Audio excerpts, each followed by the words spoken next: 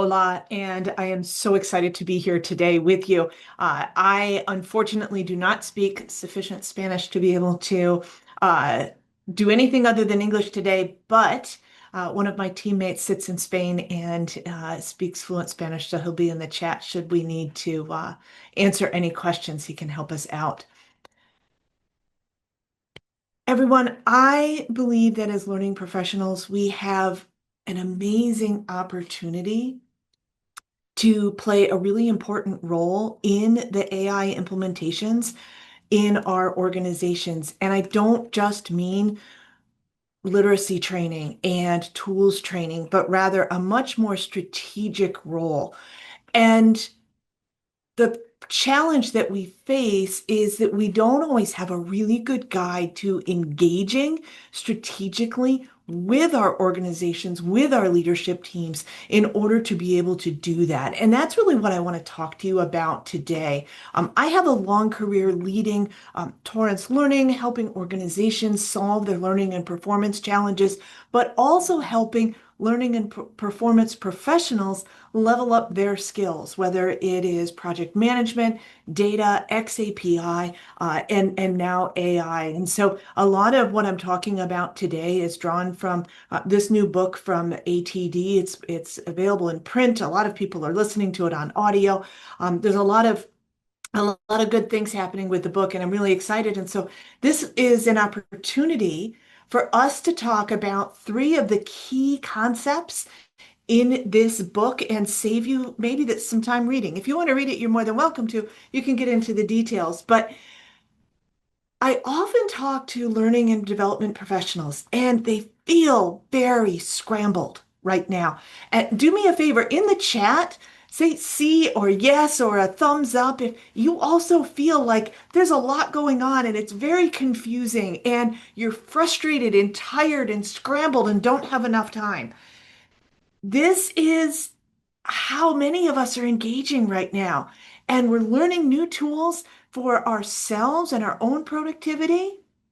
Oh, I don't want you to cry every day, but yes, right? We're learning new skills for ourselves. And at the same time, we're wondering about our own future, the future of the people of the organization, and the future of the organization.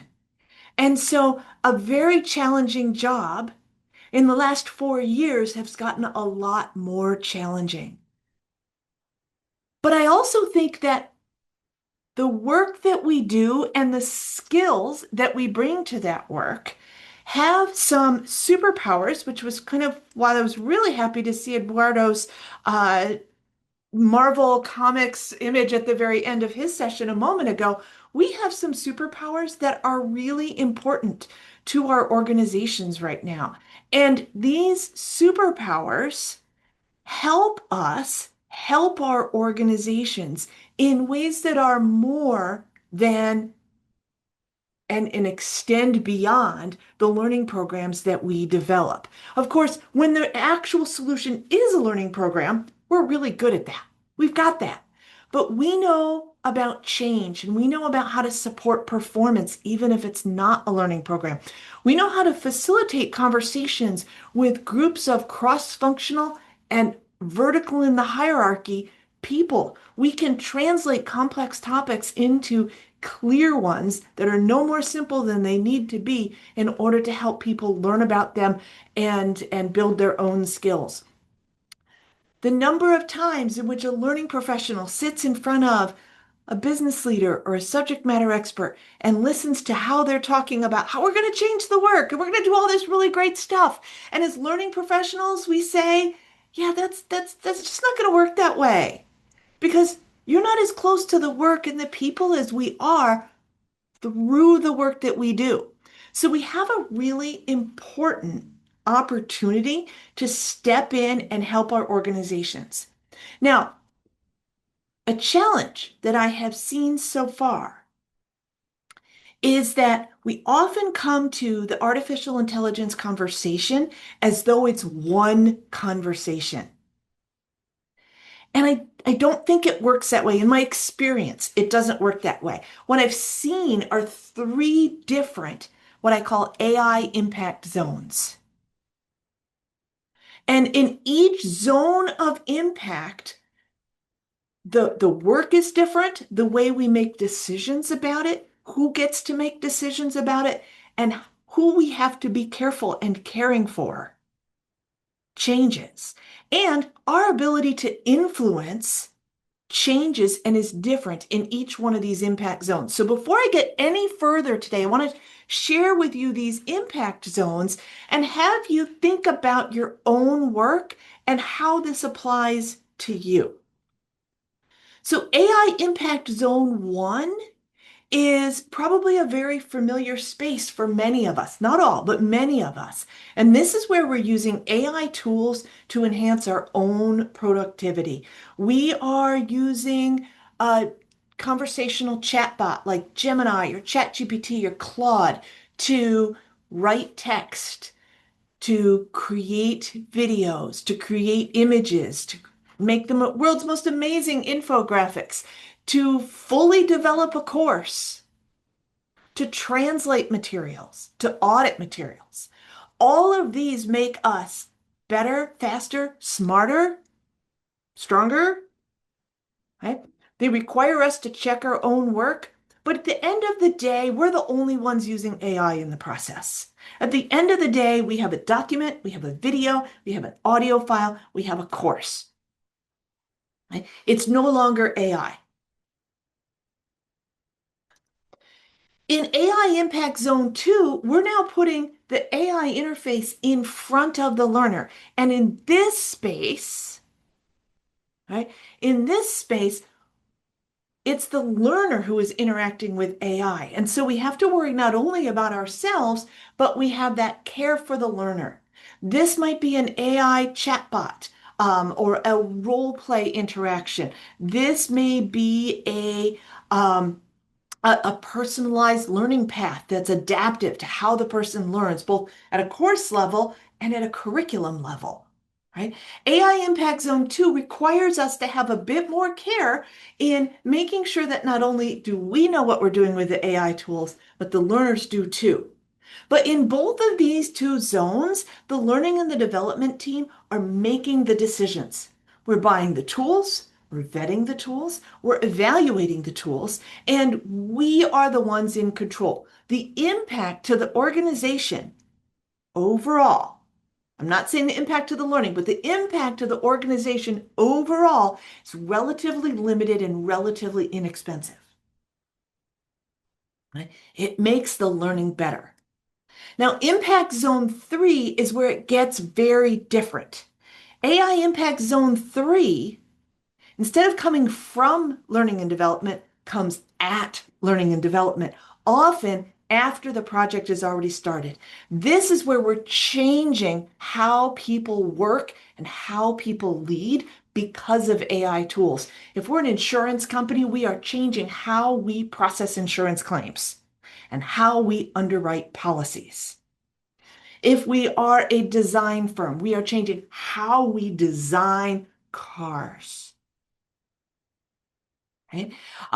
So at this point, right, learning and development is often brought in late to the process, and that's not anything new. Learning and development has always been brought in late to business changes. That's normal, right?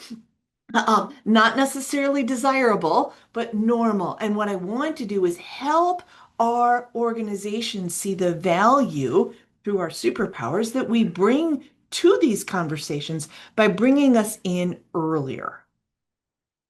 Now, one of the things that many of us already involved in is AI literacy. So before I get too far into the strategic stuff, I want to touch on the ways in which we're often, from a content perspective and a skilling perspective, often engaging. And for example, our team has created what we call the Wise at AI framework, right? This, like many others, is the foundation to an AI literacy program, right? This just happens to be the foundation to our AI literacy program, which we happen to like a lot. But we know that AI literacy is not just AI literacy, right? It's got layers, it moves, and it's ongoing. So if we talk about AI literacy, this is often a conversation around what can't I do? How does it work? It is driven by IT or compliance, sometimes driven by learning and development, but it's fairly basic. Like you need to do this at Torrance Learning at least. You need to do our AI, we call it the driver's permit, before you are allowed access to tools. Right? On top of that, though, is how do I use this tool well? How do I use it to support my work and my workflow? And AI proficiency is still an individual focused activity, but it's also a tool focused activity. Where AI literacy is broad, AI proficiency is tool specific often. Okay? AI fluency then cuts across the entire team. How do we learn together? How do we experiment and grow together? Okay?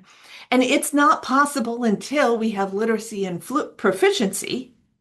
And none of these is a one and done, right? These are done often because the underlying technology is still changing.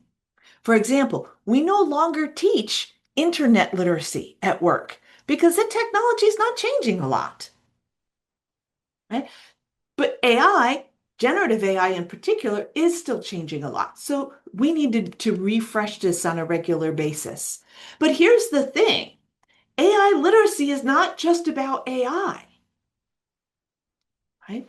Everything that we already teach on the job is impacted by artificial intelligence. And artificial intelligence is impacted by the ways in which we go about change management, project management, ethics and compliance, critical thinking, conflict negotiation.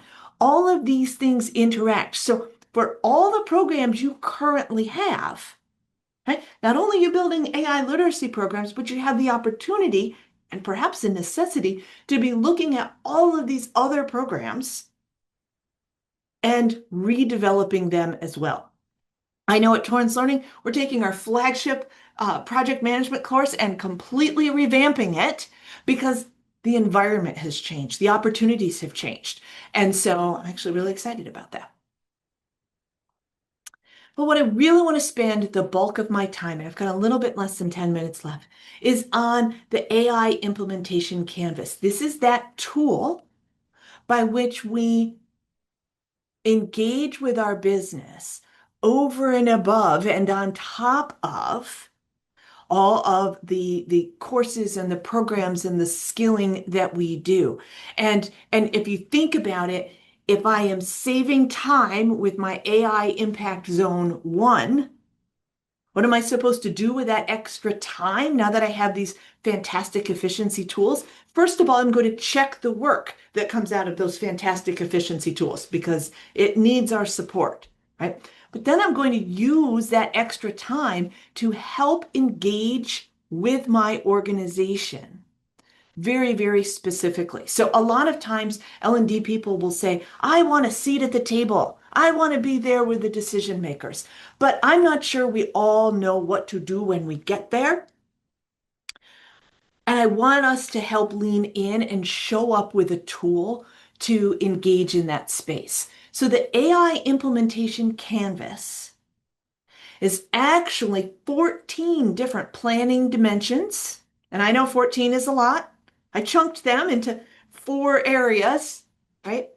But these 14 different conversations or planning dimensions are things that need to be addressed for any AI rollout. Now, some of them will be more important in some contexts, and some will be more important in others. In some small implementations, we can take a light touch. In big, high impact implementations, we need a very heavy touch. So think of this, if you think about business model canvas or a project canvas, this isn't a space, whether it's a PowerPoint, a Miro board, I've made a whiteboard out of it. It's a space to have a conversation about how we are bringing on any of the many different AI projects in an organization. And the AI implementation canvas doesn't have the answers. It's that facilitated space for you to dig in and identify what are the questions we have before we roll this out. And then you and your team go find the answers. And that's really the magic here. So we had a project a few months ago when we ran the canvas through and we generated a whole bunch of questions. And these questions then can be, sometimes people have the answers, and sometimes we realize there's a risk factor that we have not dug in sufficiently. And so we dig in a little bit more. And so this is an opportunity. We, as learning and development professionals, don't need to know the answers. We're really good at asking questions and then delegating, hey, who's going to go find this answer? This can be a group activity. This can be an individual activity. This can be how you interview the change sponsor when you've been invited to a project and it's late in the game and things are already happening. And you can say, hey, let's walk through what's going on here. Now, if the AI impact zone 1, right, this is where it is, this can be a small conversation. Learning and development, we will show up, we will lead the conversation. We definitely want to bring our AI governance team involved, but we can be pretty lightweight here. The risk is low. In AI Impact Zone 2, absolutely, we lead the conversation. We will bring the governance team. We should also include the business sponsor, the manager, the people who are going to be using the tool, because we have a little bit higher risk here. In AI Impact Zone 3, we are not leading. We may be invited to the conversation and we might be invited late. So this then is our opportunity to facilitate these questions. And we can do this, right, as pre-work, as an interview guide. We can onboard ourselves to this. It can be a breakout group activity, some sort of midpoint review, like a retrospective, or an after action review, as we figure out what happened in any particular implementation and what can we learn from this for the next one. So the canvas is really designed, and it's a free tool. Kyle put the link into the chat. Thank you very, very much, Kyle. Kyle put the link into the chat so you can go and download the tool yourself. I want people to use it. I want to hear how you've used it. In fact, if you've used it, go ahead and when you have, send me an email. I'll put my email address here in the chat, but send me an email address or email and let me know how you, oh, actually, I can't send it to everybody. Maybe Kyle can send my email address. Let me know that you use the canvas. Just put the word canvas in the subject line, and that would be really wonderful for me to see and hear how you're using it. We have a few opportunities to learn more and to engage more if you're interested. And so we have our AI driver's permit. We actually have a team that just went through today, or they finished their permits today. Entire company put their team through, and they learned for 2 weeks side by side with each other using their own tools, supported by one of our expert facilitators. It's outstanding.